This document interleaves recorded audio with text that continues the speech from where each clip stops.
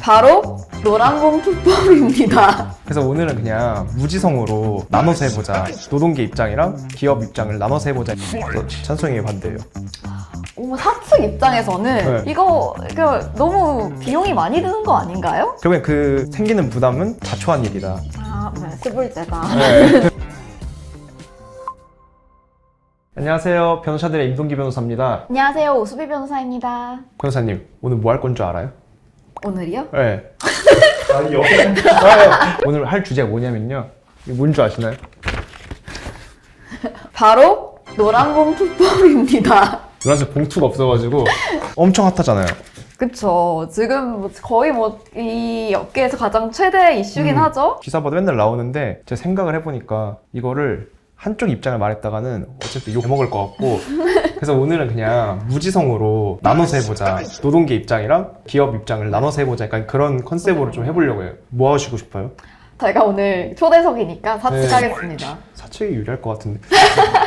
노란봉투법이라고 말을 하는데 그게 왜 노란봉투법인 줄 아세요? 그게 옛날에 어떤 분이 네. 이제 파업하실 때 파업에 대해서 노동쟁이 할 때 기부를 노란봉투에 뭐 그렇게 하셨다. 했대요. 예. 이 노란봉투법이 뭐 최근에 튀어나온 건 아니거든요. 네네, 한참 몇 년 됐죠. 전부터도 사실 그 로펌에서는 기업 상대로 노란봉투법이 이제 계속 법안이 올라오니까 이거 만약에 통과되면 어떻게 될 거다 이런 설명을 계속 했었어요. 그래서 그때 근데 저는 막 쓰면서도 노란봉투가 왜 들어가는 거야 고민 안 했었는데 저도 최근에 찾아봤더니 어떤 내용인지를 좀 봐야 될 것 같은데 어디 들어가시면 되냐? 여기를 들어가시면 됩니다. 법안들이 발의된 게 다 나와요. 참고로 엄청 옛날 법도 나와요. 보면 이제 이거 처리란 표시거든요. 처리됐다는 거. 25년 8월 24일에 가결됐죠. 원하는 가결. 이걸 누르면은 뭘 할 수 있냐면은 어떻게 안이 나왔는지, 제일 처음에 제출안이 뭐였는지, 의결안이 뭐였는지 알 수 있고 회의록도 다 나와요. 다른 이제 변호사님들 그 이제 초년차 변호사님들 되게 중요한 거라고 생각을 하는 게 법들 중에서 해석이 갈리는 법들이 있거든요. 그리고 판례가 없는 것들이 있어요. 그럴 때 이제 나한테 유리한 거 주장하려면은 법 만들어졌을 때 개정됐을 때 찾아봐야 돼요. 이거 이런 취지였다라고 네. 이렇게 하면은 사랑을 받을 수 있습니다. 파트너분들한테 사랑을 받을 수 있고 실제로 이거 보면은 법령이 이제 뭔가 개정안이 올라오면 이런 식으로 올라오거든요.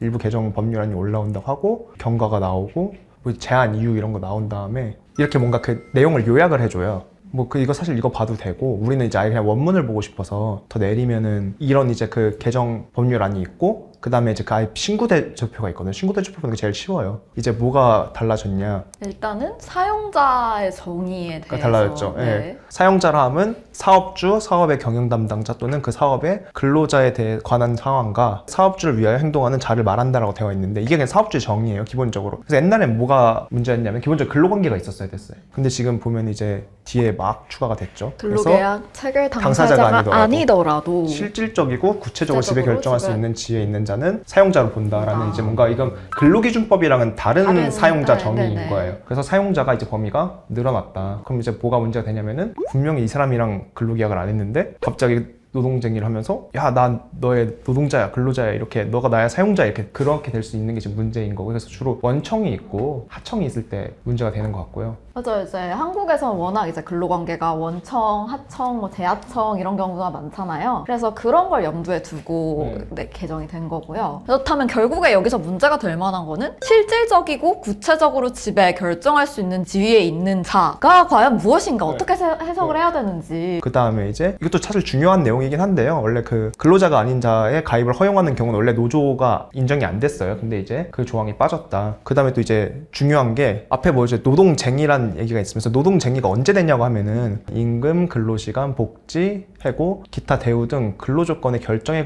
관해서 이제 노동쟁의가 됐던 건데요. 지금 보면 뭐가 달라졌냐면은 근데 이제 근로조건에 영향을 미치는 사업 경영상의 결정에 관한 주장의 불일치라고 돼서 92조가 있는데 아무튼 그거에 대한 단체협약 위반으로라고 이제 추가가 됐어요. 근로조건에 영향을 미칠 수 있는 결정은 뭐냐면은 대표적인 게 현대자동차일 것 같아요.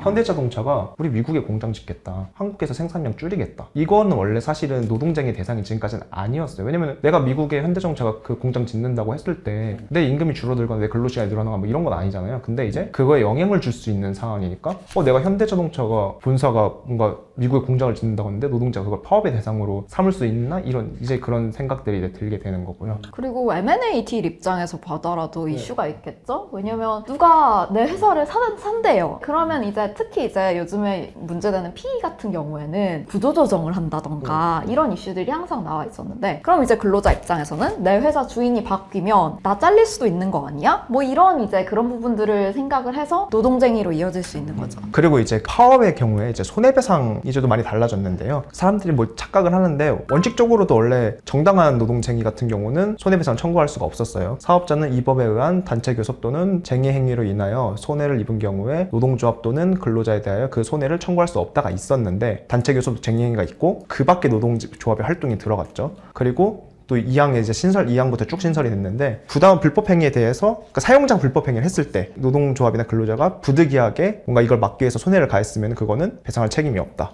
그게 하나가 들어갔고, 또 법원이 파업으로 인해서 손해배상이 책임이 있을 때 근로자에 따라서 책임 비율을 다르게 정해야 된다. 이게 무슨 말이에요, 변호사님? 근로자들이 쟁의행위를 했을 때 뭔가 일괄적으로 손해배상을 그렇죠. 했다면, 예를 들어 내가 이제 노조의 위원장인지 아니면 뭐 어떤 특정 행위를 했는 노조의 위원장인지 참여 경위나 손해 발생에 대한 관여라고 치면은 내가 뭘 부신 사람인지 아니면 그냥 이제 참석해서 뭐 깃발만 흔들었어. 그러니까 이런 거에 대해서 다 개별적 구체적으로 판단해야 된다라는 취지로 인정이 되거든요. 그죠. 원래는 그래서 불법 행위니까 그냥 부진적 연대라고 해서 만약에 뭐 10명이서 파업을 했다. 그럼 우선은 뭐 손해배상이 1억이다. 그럼 이거 10명한테 1억 청구하면은 누구든지 갚아야 되는 거예요. 사용자는 얘한테도 1억 청구할 수 있고 얘한테도 1억 청구할 수 있고, 그리고 그 안에서 얼마를 갚는지는 니네들끼리 알아서 해야 했거든요. 한 명이 진짜로 너무 미운 애한테도 1억을 그냥 청구해가지고선 달라고 할 수도 있는 거고, 그게 인용이 됐었어요. 그러면은 실질적으로 남이 안 갚으면 내가 1억 갚아야 돼요. 근데 이제 이 경우에는 노동자의 역할이나 이런 걸 다 구분해서 그 비율을 법원이 그냥 정해줄 수 있게 된 것 같아요. 그 다음에 이제 법원이 봐줄 수 있다. 그런 조항이 들어갔고, 그 3조의 2가 또 재밌는 것 같은데, 배임죄를 고려를 한 것 같아요. 그래서 설령 이제 손해배상 이렇게 청구했다고 해도 사용자가 뭔가 청구를 안 하기가 그렇거든요. 상장 기업들, 대기업 같은 경우에 그 사장님이라고 하시는 분들 사실 그 기업의 소유주는 아니잖아요. 사실은 다 그냥 위임을 받은 경영진인 건데, 그러니까 내가 진짜 내 거면은 통 크게 그냥 오케이 우리 그냥 풀자, 우리 손해 본 거 그냥 모르는 셈 치겠다 이렇게 할 수 있는데, 실제로 이게 아니기 때문에 경영진들이 사실 손해배상 청구를 안 한다는 것도 이제 배임의 소지가 있었거든요. 근데 여기에 보면 아예 그냥 면제해줄 수 있다라는 조항을 둬가지고 좀 그 배임죄를 피할 수 있게, 실제로 그게 피해질지 모르겠지만 좀 그런 근거 규정을 둔 것 같아요. 그래서 실제로 이런 내용들이 있다. 이 정도는 알고 얘기를 해야 될 것 같은데, 사실 이게 일반적으로 근로자 이거나 하면은 좀 와닿기는 어려운 부분들이 있죠. 네. 일단은 저희가 그래도 워낙 핫 이슈다 보니까 좀 정리를 해보도록 하겠습니다. 순서대로 하면 될 것 같아요. 네네. 첫 번째, 사실 제일 이게 쟁점이었던 것 같아요. 대체 누구까지가 이제 사용자가 되는 거냐? 어떻게 생각하세요? 참 실질적이고 구체적으로 집에 결정할 수 있는 지위에 있는 자라고 하면 길어서 뭔가 있어 보이긴 하는데 막상 개별적인 사안에서 적용하기는 되게 어려운데, 사실 이런 부분에 대해서 지금 저희가 규정이 있기 전에도 법원에서 몇 가지 판단을 한 사례들이 있어요.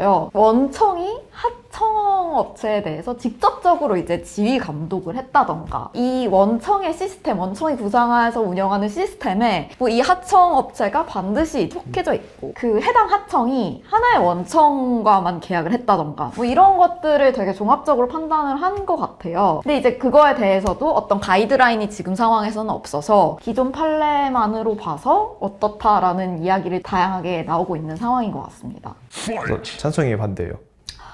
사측 입장에서는 예측이 불가능하죠. 우리가 어떠한 가이드라인을 따라서 어떻게 운영을 해야지 우리 책임을 면제할 수 있을 것인가. 확실히 지금 상황에서는 가이드라인이 부재하다 보니까 어디까지 신경 쓸 것인지, 그리고 법원이 실질적으로 어떤 조건들까지 인정할 것인지 알 수가 없기 때문에 이거 너무 비용이 많이 드는 거 아닌가요?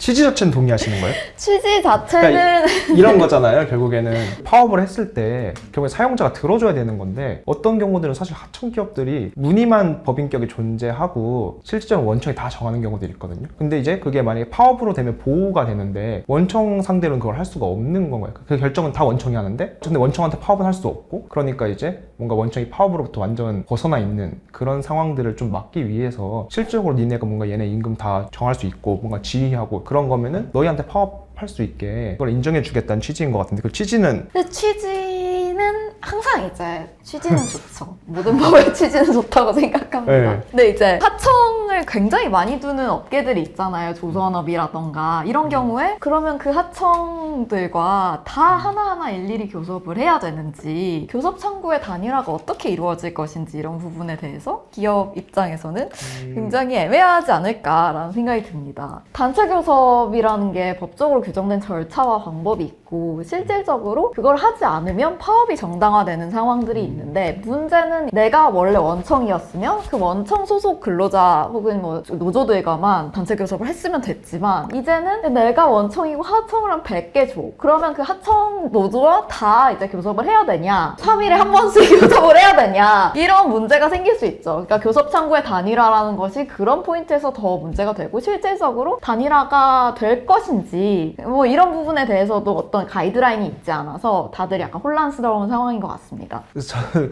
단체 교섭을 절차를 몇 번 봤기 때문에 그 시즌에는 바쁘거든요. 단체 교섭 때문에 진짜 바쁜데, 결국엔 그렇게 하청이 많다는 게, 뭐 하청이 100개라는 게 결국에는 자기가 직접 고용해야 될 사람들을 그렇게 고용을 안 해서 하고 있었기 때문이 아닌가 싶거든요. 그리고 아까 실질적 지배도 보시면 알겠지만 모든 하청이 다 교섭 대상이 되는 건 아니에요. 실질적으로 거의 내가 통제하는 직원들이 교섭의 대상이 되는 건데, 그건 사실 원래 직고용으로 해결이 될 수 있는 문제가 아닐까, 뭐 이런 좀 생각을 합니다. 결국엔 그 생기는 부담은 자초한 일이다. 네, 스불제다 네. 취지인데, 네, 이 부분에 대해서도 뭐 이야기가 많이 있지만 아직은 어떤 정리된 부분이 없어서. 원래 법률들이 다 문구들 추상적일 수밖에 없고, 저렇게 추상적으로 하는 이유도 이해는 되거든요. 구체적으로 했으면 그거 안 하면서 다 빠져나갔을 거기 때문에 결국엔 동의합니다. 법의 취지에 맞게 진짜로 문제가 되는 부분들을 잡으려다 보니까 이렇게 추상적으로 쓸 수밖에 없는 것 같고, 실질적 지배설이라는 뭐 논의가 있기도 했고요. 그리고 뭐 중대재해처벌법도 사실 처음에 얼마나 적용이 되는 거냐 이런 논의가 많았지만 판례가 쌓이다 보면 정리가 되거든요. 그래서 뭐 한 1, 2년, 2, 3년 정도면은 그래도 좀 정리가 돼서 안정화가 되지 않을까 싶습니다. 사실 사측 입장을 대변하더라도 당연히 약간 그러기를 바라고 있고, 근데 다만 이제 최근에 몇 가지 어떤 노동조합들의 사태 때문에 경영자들은 좀 걱정이 많은 것 같다. 그런 것 같습니다. 네. 다음은 이제 요걸 좀 얘기해봐야 될 것 같은데, 어때요? 외국에 공장 짓는다고 파업하는 거. 네, 뭐 이 부분에 대해서도 실질적으로 외국에 공장 짓는 과정에서 파업은 쉽게 되지 않을 것이다 라는 의견들이 있는데, 그죠? 네, 노동자 입장에서 어떻게 생각하세요? 그것도 사실 큰 영향이잖아요. 내가 잘릴 수도 있고. 네, 저기 보면 이제 근로 조건의 결정과 근로 조건에 영향을 미치는 경영상의 결정을 이제 지금 두 개로 나눈 거잖아요. 그래서 하나가 추가가 된 건데, 전에 있던 규정들만 따졌을 때는 이제 근로 조건의 결정이라는 건 나와 있으니까 실질적으로 회사들이 좀 우회적으로, 근로 조건의 결정은 아니지만 결국에는 뭔가 고용이 감소되고 혜택이 줄어드는 방식으로 일들을 벌여왔고, 그걸 이제 파업을 피해왔다고 저는 생각을 하거든요. 그런 것들을 더 이상 못하게 막겠다는 취지인 것 같고, 기본적으로 근로자 입장에서는 어떤 결정이든 간에 사실 그 결정이 어떤 결정인지가 중요한 게 아니고, 그 결정을 통해서 내 임금이 줄어드는지 아니면 내 복지가 줄어드는지 고용이 보장이 되지 않는지 이런 것들이 중요할 것 같거든요. 그래서 그런 경우는 파업을 할 수 있어야 되지 않을까 이런 생각을 합니다. 근데 이게 회사 입장에서는 그렇다면은 대부분의 경영상의 결정이 근로조건에 영향을 미치는 게 아닌가라는 그런 이슈도 생길 수 있어요. 뭐 내가 어떤 사업부를 인수를 한다던가, 혹은 우리가 인수를 당한다던가, 말씀하신 것처럼 뭐 공장을 해외에 짓는다던가, 아니면 공장도 뭐 국내 어느 지역에 지을지도 사실 어떻게 보면은 이런 근로조건의 결정에 영향을 미친다고 할 수 있는 부분이 있지 않을까요? 그러다 보니까 회사 입장에서는 이게 너무 확대 해석이 되어서 실질적으로 그 근로자들이 어떤 쟁의행위를 했을 때 다음 이슈로가도 연관이 됐는데, 이 쟁의행위가 불법인지 아닌지에 대한 판단도 모호해질 수 있다, 이런 입장인 것 같습니다. 회사는 어떤 결정을 할 때 근로자의 의견을 들을 필요가 없는 걸까요? 결국에는 사실 단체 교섭에서 그런 걸 논의하게 될 거잖아요. 이런 거 사업 인수하는 거 우리는 반대한다, 아니면 이 사업에서 떠나는 거 우리 고용 보장 안 될 것 같으니까 우린 반대한다, 이런 주장을 할 수는 없을까요? 외국인들이 뭔가 한국 기업의 투자라던가 어떤 관점에서 봤을 때는 불확실성이 증대된다고 볼 수 있는 요소는 확실한 것 같습니다. 그래서 그런 점에서 사실 기업들이 많이 걱정을 하는 것 같아요. 네. 저는 이제 약간 그때 무슨 생각을 하나 했냐면은, 옛날에 막 우리 대학교 총장 투표할 때 왜 학생들은 투표 못하냐 이런 얘기 했잖아요. 그러면 학교의 주인이 누구냐, 뭐 이런 논의도 당연히 연관이 있을 것 같고, 그래서 회사의 주인 정말 주주밖에 없는 거냐, 그 노동자는 근로자들은 거기에 뭔가 의견을 낼 수 없는 거냐, 이런 게 하나가 좀 궁금한 것 같고 사실 제일 많이 나오는 게 그런 것 같아요. 결국 경영계에서는 해외 투자가 이제 위축된다. 누가 여기 한국에서 이제 사업을 하겠냐 그런 얘기들도 있는데 그럼 다시 말하면은 우리는 이제 근로자 보호 안 하는 기업들의 투자를 유치를 받겠다 이런 취지일까요? 우리 돈 버는 게 제일 중요하니까 그런 거 이제 신경 안 쓰는 기업들과 이제 투자를 받아서 뭔가 GDP를 올리든 뭔가 이러고 싶다는 그런 취지로 뭔가 읽혀가지고요. 글로벌 기업 같은 경우에는 의사결정이 아무래도 이제 글로벌에서 탑다운으로 이루어지는 경우도 있고 그냥 로컬 단위에서 빠른 의사결정이 필요한 경우도 있기 때문에 이게 말이 길어지면은 이제 좀 혀가 길어 보이는데 아무튼 이제 경영상 의사결정 자체가 경영적 측면에서 빨리 이루어질 필요가 있는 경우에도 노동쟁의가 길어지면서 적시에 결정이 이루어지지 못할 상황 그리고 약간 이 과정에서 발생하는 비용, 각종 비용들에 대한 고려가 아닐까. 근데 그런 고려 있는 것 같아요. 사실 이게 쟁행이나 이제 단체 교섭이 제대로 응하지 않고 그러면 부당 노동행위가 되면서 처벌 조항이 있거든요. 실제로 처벌이 될 수가 있어요. 그래서 뭐 외국 투자자들도 우리나라 노조에 휘말려서 그렇게 되는 그쵸. 경우들이 있을 네네. 것 같긴 해요. 뭐 약간 입장이 반대된 것 같은데 네. 실질적으로 처벌될 가능성은 낮지 않냐 입장을 보이시기도 하는 것 같습니다. 네, 왜냐면 처벌되는 케이스가 별로 없어요. 없어서 네. 처벌 조항은 있는데 네. 실질적으로 뭐 글로벌 기업들은 그런 조항이 존재하는지 여부에 대해서 좀 컴플라이언스 체크가 빡세다 보니까 그런 것들이 아마 이슈가 되지 않을까 싶습니다. 마지막 주제일 것 같은데 파업에 대한 손해배상 제한. 사실 파업을 빡세게 했을 때 회사 망하는 경우들도 있거든요. 심지어 대기업들도 더 대기업이 있거든요. 예를 들어 삼전이 애플한테 납품하잖아요. LG도 그렇고 그분들도 이제 도급사들이 있을 수 있는데 납기를 못 맞췄을 때 페널티가 진짜 센 경우들도 있거든요. 근데 이제 파업을 해서 페널티를 받았을 때 비용이라는 게 엄청 클 수 있고 단순히 뭐 생산 못했다 이런 문제가 아니라 그랬을 때 이제 그러면 그런 손해를 회사가 이제 근로자한테 전가하는 게 맞냐 이런 좀 고민이 되는 것 같아요. 옛날에 이렇게 손해배상 책임을 부진정 연대채무를 어떻게 보면 벌크로 넘겼던 게 그 개별적으로 근로자들이 어떤 행위를 했는지 이런 부분들을 이제 산정하는 것 자체도 시간이고 비용이다 보니까 이런 부분도 좀 고려가 되어야 되지 않을까. 그게 다 결정되면 회사 망하고 나서 결정되는 거 아닌가? 라는 이슈도 생길 수 있을 것 같고요. 그렇긴 한데 사실 제가 보기에는 실질적으로 그런 경우는 되게 예외적인 경우고 지금까지는 너 한번 립보였다 잘 걸렸다 한번 이제 죽어봐라 이런 경우가 더 많았었던 것 같거든요. 어쨌든 간에 뭐 파업을 할 때 가만히 있는데 막 파업을 하진 않잖아요. 뭔가 단체 교섭에서 잘 안 됐을 때 파업을 하게 되는 건데 그거는 이제 사실 파업에 대한 요건은 법에 생각보다 엄격하게 이제 정해져 있는 거고 그랬을 때 뭐 파업이라는 게 무슨 회사 물건 부수고 이런 게 아닌데 그 기간 동안 생산을 못했다고 했을 때 그거를 손해배상으로 청구할 수 있을까. 그리고 실제로 보면은 파업을 한다고 했을 때 그 합법 절차를 다 거치기가 너무 어렵거든요. 그냥 일반 개별 노동자들이 그런 거를 어떻게 알아가면서 지키고 그걸 안 지켰다고 그 막대한 손해를 다 물리는 게 말이 될까 이런 좀 의문이 있긴 해요. 뭐 그렇다고 지금 보면은 조항도 여전히 불법 파업에 대해서 손해배상 책임을 면책해주고 있지는 않아요. 그러면 이 정도면 뭐 그렇게까지 과하진 않은 거 아닌가 좀 이런 생각이 들긴 합니다. 파업이 실질적으로 미치는 영향이 크지 않을 수 있다 했는데 이게 생산을 못하는 것에 대한 발생하는 손해가 경우에 따라서 굉장히 뭐 조단위까지 갈 수 있다는 거죠. 그래서 대부분 파업을 좀 빨리 마무리하려는 그런 대기업들이 많은데 이런 조항이 있다 보면 그 전에 해결할 수 있는 문제를 더 강경하게 나갈 그런 유인이 있다라고 볼 수도 있을 것 같고요. 사실 합법과 불법의 경계가 어떻게 보면은 이렇게 딱 나눠지지 않는 부분들도 있을 것 같고 전반적으로 이 법 자체가 이런 노사관계를 어떤 새로운 국면을 맞게 되면서 소용돌이로 몰아가는 게 아닌가라는 생각이 좀 들기도 합니다. 저는 근데 우선 기본적으로 우리나라 파업을 많이 하는지 잘 모르겠어요. 그렇게까지 많이 하는지. 맨날 업데이트 보내는데. 이게 생각만 나오는 거지. 실제로 내가 직원인데 마음에 안 드는 게 있을 때 내가 파업을 할 수 있을까 한번 생각을 해보시면은 쉽지 않거든요. 노조가 센 이제 회사들 몇몇 회사들이 있지만 실제로 현실에서 그렇게 파업이 빈번하냐고 하면은 다니면서 파업 해보신 적 있으세요? 저희는 그 노동 법률에 사각지대에 있습니다. 생각보다 이게 파업이 많지 않다. 많지 않은 이유는 회사에서 찍히는 것도 있고 회사 이런 보복성 손해배상 청구도 실질적으로 그래서 회사가 손해배상을 지더라도 기각되더라도 그냥 그 민사소송을 막 내 앞으로 10억 20억 통지서가 와 있다는 게 사실 끝날 때까지 지옥인 거거든요. 결정이 어떻게 날지도 모르고 그런 걸 막기 위해서는 좀 이런 보호장치가 있어야 되지 않나라는 생각은 하긴 합니다. 간단히 언급해 주셨지만은 이제 배임이라던가 이런 이슈에서 경영진들이 되게 진퇴양난이 될 수 있기는 해요. 노조에게 손배 청구하기도 좀 어렵고 시간도 많이 걸리고. 근데 주주들은 이제 상법 개정 때문에 이사들에 대해서 약간 의무를 훨씬 더 많이 지우게 되는 그런 상황인데, 그럼 이제 경영진 입장에서는 굉장히 안정적인 길만 가게 될 가능성을 배제할 수 없지 않을까. 어떤 그런 경영적 결단에 있어서. 이건 너무 하이레벨 얘기인 것 같고요. 네. 이 정도이지 않을까 싶어요. 네. 네. 옛날에 저 다니던 회사가 시위를 당한 적이 있거든요. 단체 교섭에서 파업 절차에서 회사를 대리한 거예요. 근데 이제 노조가 온 거죠. 우리 자본가들의 편을 드는 나쁜 앞잡이 변호사들 막 이러면서 맞는 말이네요. 저 오늘 노동자 편밖에 안 들었는데요.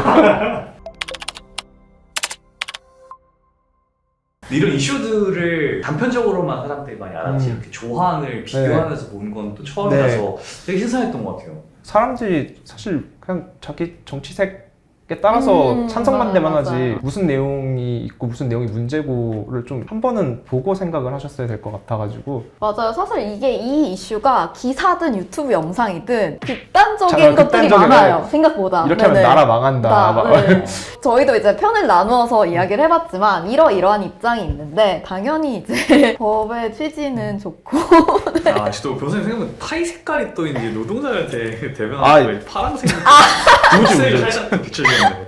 아, 네. 그렇습니다. 우리 오수희 변호사님은 누구 뽑았어요? 그래서 저요? 저는 투표를 했죠. 여기까지 하시죠. 수고하셨습니다.